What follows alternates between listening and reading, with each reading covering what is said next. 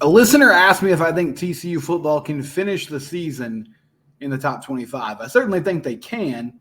I also feel like a lot of that will depend on what the AP poll and the College Football Playoff poll think about the new Big 12. I'll explain next here on Locked On Horned Frogs, your team every day.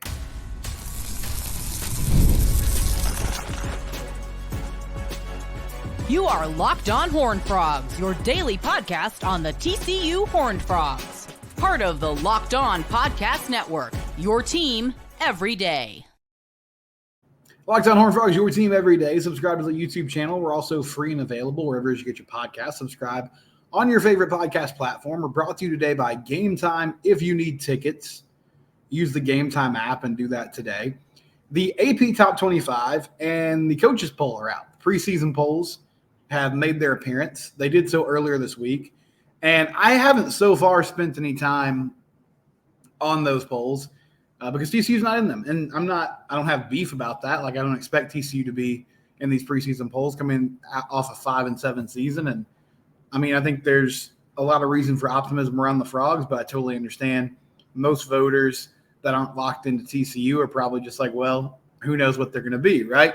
But I had a listener ask me on Twitter or X, whatever you want to call that social media site now.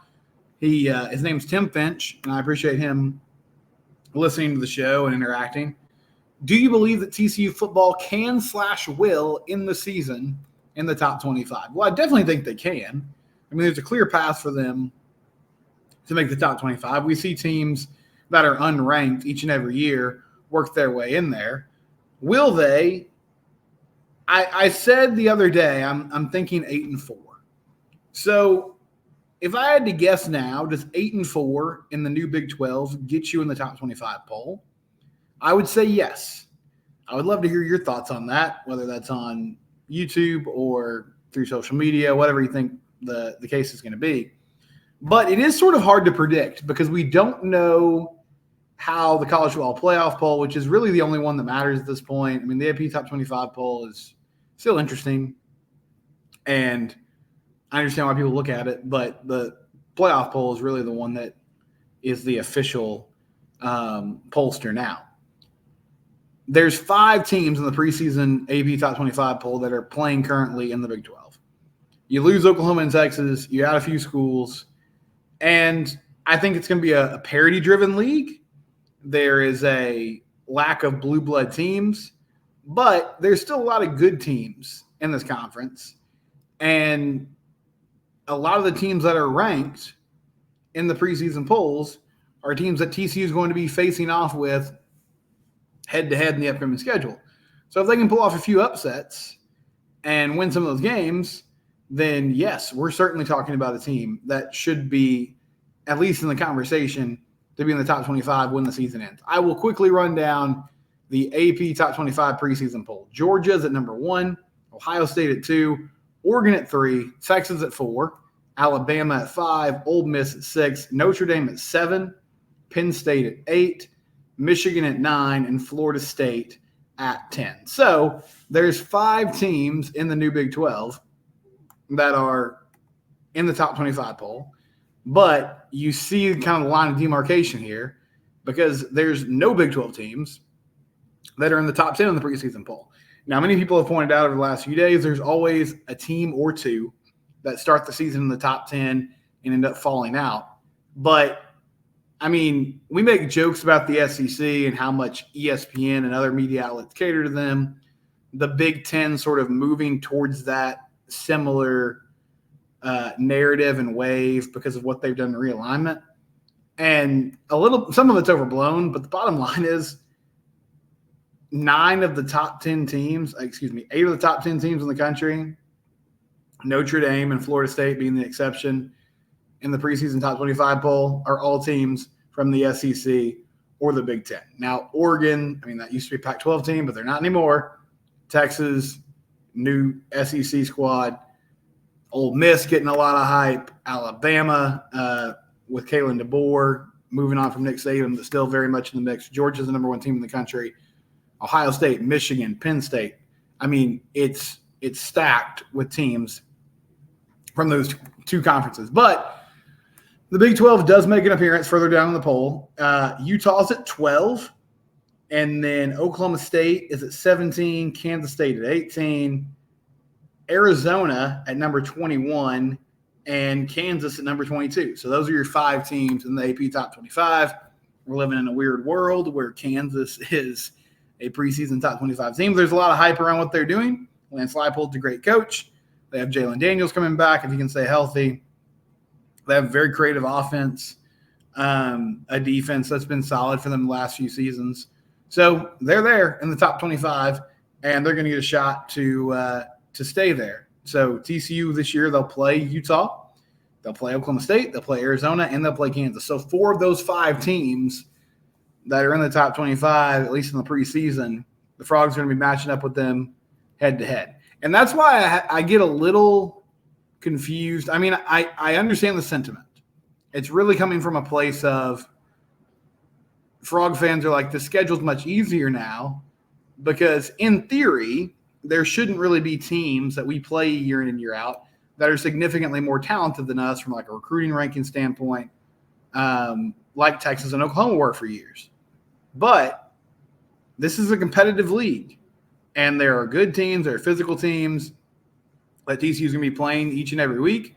They have to go on the road to play Kansas. Now that game's going to be at Arrowhead. It's not going to be in Kansas Stadium, so that'll make a difference. They have to go on the road to play Utah.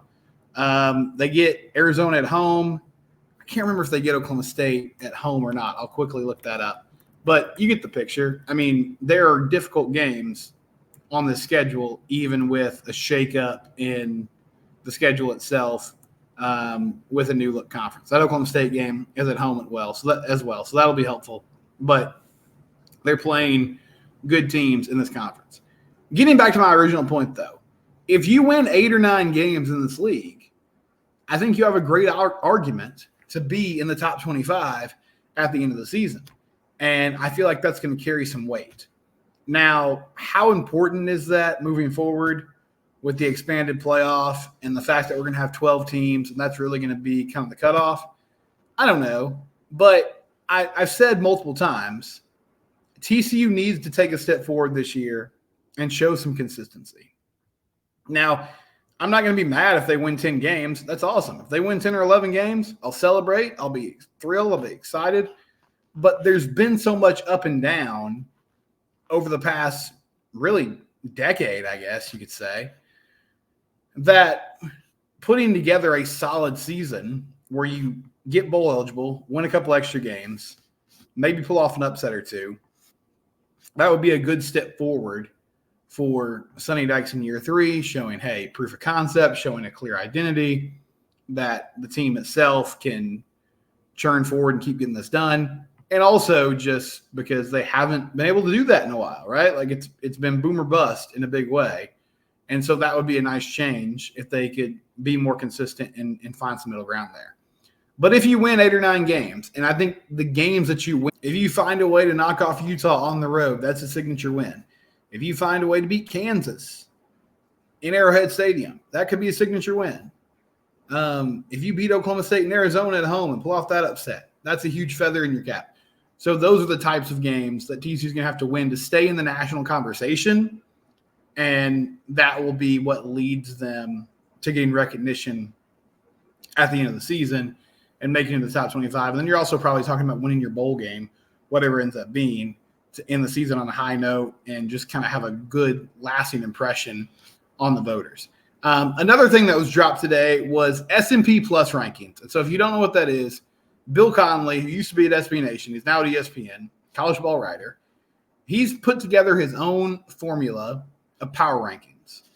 And he has an algorithm that, looks at returning production, what the team did the year prior, and comes up with preseason rankings, and then he updates them all throughout the season.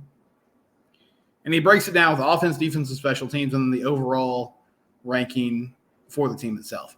So TCU comes in at number 38 in the country. They're right behind UCLA at 37, Boise State right below them at 39. And if you look at the S&P Plus rankings, it's very similar to the top 25. Georgia, Ohio State, and Oregon are 1, 2, 3. Alabama, Texas, Penn State are the next 3. Michigan, Ole Miss, Notre Dame, and LSU round out the top 10. As far as the individual unit rankings, so 38th overall for the Frogs. He's got them as the 30th ranked offense in the country, the 46th ranked defense, and then 81st in special teams. So if you're going to make a jump and pull off some surprising wins, then you have to be strong in one area. He projects the offense is going to be strong this year. I think another place where they can steal some points, steal some wins, hopefully, is special teams. And I don't expect Bill Conley to be super well-versed on TCU and what they're doing on special teams this year, but Kyle Limmerman as the kicker is going to make a big difference. South Lake Carroll product coming in has a huge leg, and I want this offense to be more efficient. But last year, putting Griffin Kell in 50-plus yard field goal situations was a death sentence. Like, you were coming out with no points a lot of the time. I don't want to live like that, but I think Kyle has the type of leg to make those kicks more consistently and at least put 3 points on the board. Ethan Craw coming over from Australia as the punter. Hopefully he can be a boost. Jordan Sandys sort of struggled last year. And then in the return game, can you get something from your punt returners, from your kick returners, Jordan Bailey, Major Everhart, JoJo Earl? Those guys making explosive plays will help the whole team. And then defensively, 46th in the country, that's not a super high bar to clear. So if you can be slightly better than that with a bright defensive mind like Andy Avalos taking over, that's a big deal. If you're curious, okay, where are some other teams ranked that TCU is playing this season? Stanford, who they'll play in the season opener, they are ranked 77th in the country. SMU is actually 27th in the country, 22nd ranked defense, 22nd ranked offense, 39th on defense, and then 99th in special teams, but still good for 27th in the country overall. UCF is at 45, so not too far behind TCU. Arizona at 28, who they'll play late in the season. Oklahoma State is at 20. Utah is at 18. So some good teams that they're going to be playing this year. And let me get Kansas on here on these rankings, see where they are. Well, I lost my place, so I might have to look at that later. But you get my drift. There's some competitive teams that they're playing this year that are ranked higher than them. But to start the season, Stanford at 77, even though the Cardinal has some returning production, that's a game that hopefully TCU can take care of business. And I'm not sure how comfortably they'll win, but I feel like if they're ready to rock and roll, then that's a game that they should be able to handle and get a victory in.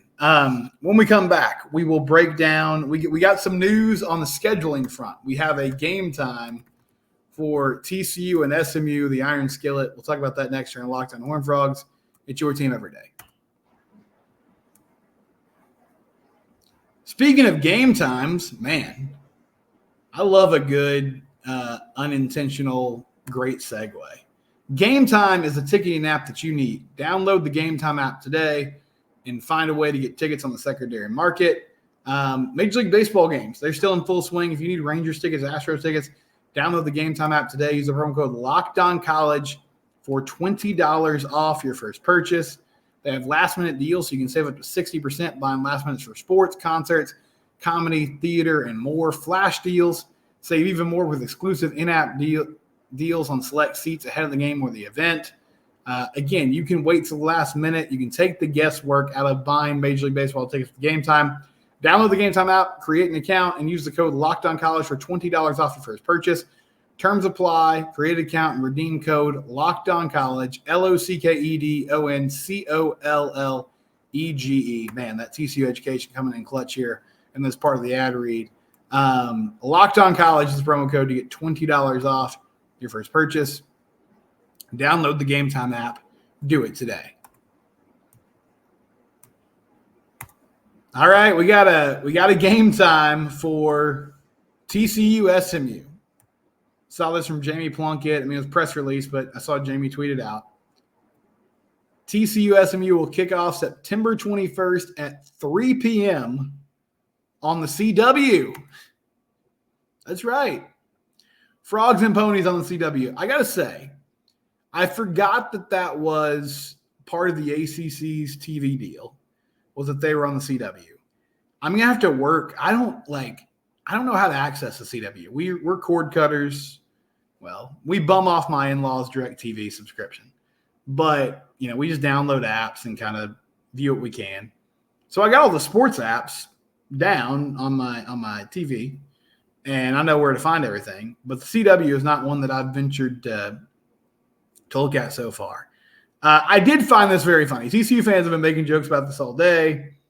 Is there going to be a Masters of Illusion episode before the game? Or there be a rerun of Riverdale after this contest? The CW's gotten into sports a little bit. They've got Live Golf. And I know they do ACC basketball and ACC football during the fall and into the winter. But it is one thing that's ironic about it to me. When the news leaked out, I guess it was last summer probably.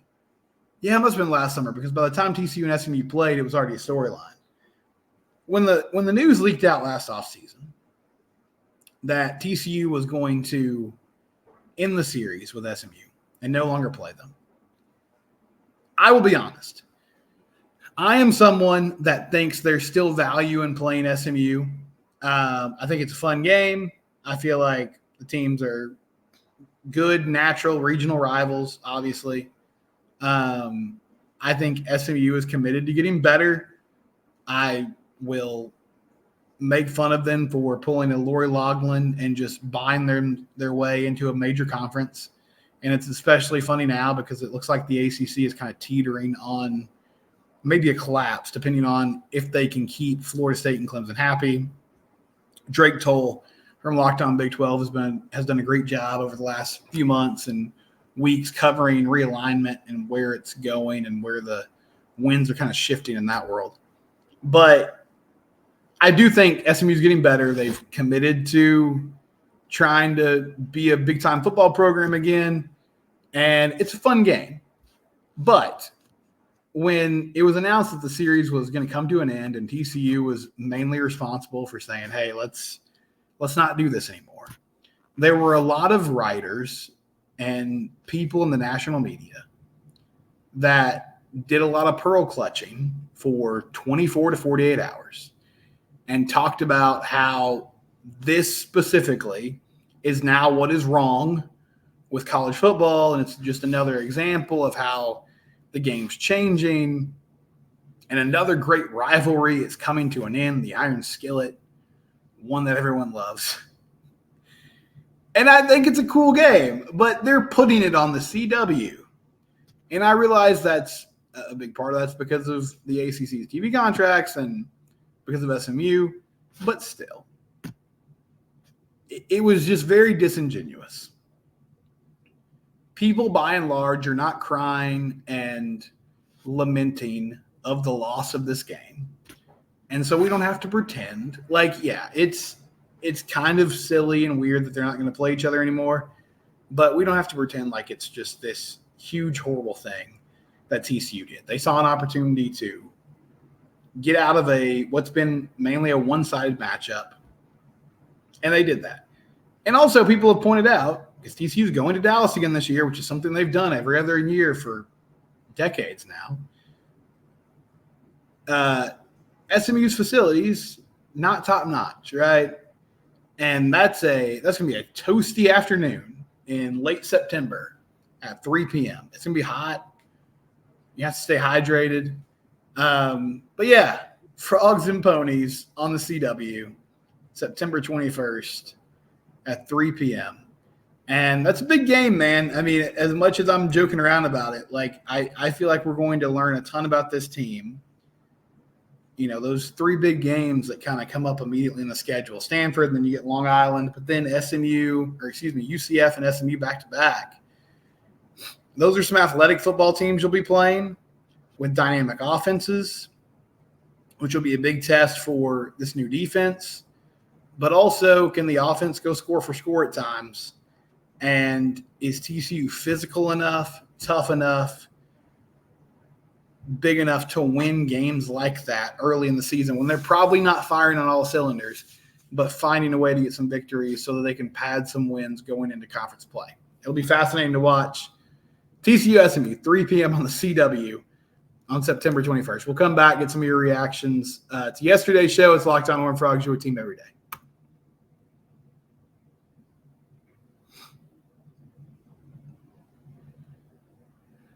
Thank you for making Locked On Horned Frogs your first listen. If you're looking for something to listen to after this, make Locked On College Football your second listen of the day. Spencer McLaughlin's the host to get you ready for an exciting season on the gridiron with discussion on the upcoming season, the changing landscape of college athletics, including conference realignment, transfer portal, NIL, new college football, expanded playoffs, and more. Locked On College Football, it's available on YouTube, wherever you get your podcast, part of the Locked On Podcast Network, your team every day. Yesterday, I talked about some players, and I was specifically mentioning transfers from a couple of off seasons ago that could have bounce-back years this upcoming season. Because one good thing about bringing in guys like Dalen Wright, JoJo Earl, and others, Trey Sanders, they had more than 1 year of eligibility. So even though it didn't all come together and coalesce like TCU would have hoped last season for some of those guys, they're going to get another chance to play and play at a high level this upcoming year. And Dalen Wright, I know he's made some big strides in camp. He's your prototypical big outside wide receiver. Can he crack the rotation, whether it's as a starter in the place of Eric McAllister or somebody who can rotate in and out with Eric McAllister and Savion Williams and be a force this upcoming season? Is this the year where it finally kind of comes together for him and we see a lot of that potential that we've been talking about, whether it was in Minnesota or last year at TCU? I mean, he scored some touchdowns. He was a factor when he got involved. It was just injuries and other things kept him off the field at times. And the best ability is availability in some ways. So that's got to get sorted out. Matt Clark said one bounce back you didn't mention, but it seems like we're counting on heavily is Timon Mitchell. Based on the press I've seen, he's starting over Marcus Deal. Timon had serviceable years in 2022 and 2023, but he always played in the shadow of Dominic Williams. The heart of any good defense is the ability to stop the run. Yes, it is. And Mitchell will be his third season playing for TCU. Yeah, he's going to have to step up. He's going to have to be someone who gets a surge at the point of attack, who is helpful. And these linebackers, and you're totally right, even if you're going to be a team that's aggressive and that's bringing pressure from different angles,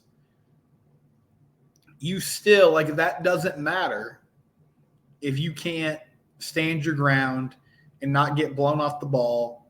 You have to reestablish line of scrimmage, create negative plays, clog up running lanes, and not allow daylight for these opposing running backs. So there's a lot of responsibility on his shoulders this upcoming season. Jacob Langford said, hoping for a JoJo bounce back, especially if he can be the returner like our long lineage of returners. Yeah, if he's a factor on special teams, that'd be a huge boost. I know he never really seemed comfortable returning punts last year. Don't have a great explanation for that, but he was a good special teams player at Alabama. So you think that would translate. And they've got a few guys. I mean, Jordan Bailey potentially too, Major Everhart. Like, there's multiple players on this team who could fit that role, but you have to find somebody who can do it at a high level. And if you do, and if you can flip the field at times, give your offense good field position, I guess I should say, and that's a big deal. Zoom Play says Josh Hoover will light up the conference. I love it. I love the confidence. I love the enthusiasm. I think Josh Hoover possesses a lot of the intangible qualities that you want from your quarterback. And I feel like he showed flashes last year of greatness. It's just about finding that consistency and getting better week to week. That's going to be the challenge for him and really the whole TCU football team. But, yes, I'm ready to watch him play this year for sure. We'll be back tomorrow. It's Locked On Horned Frogs, your team every day.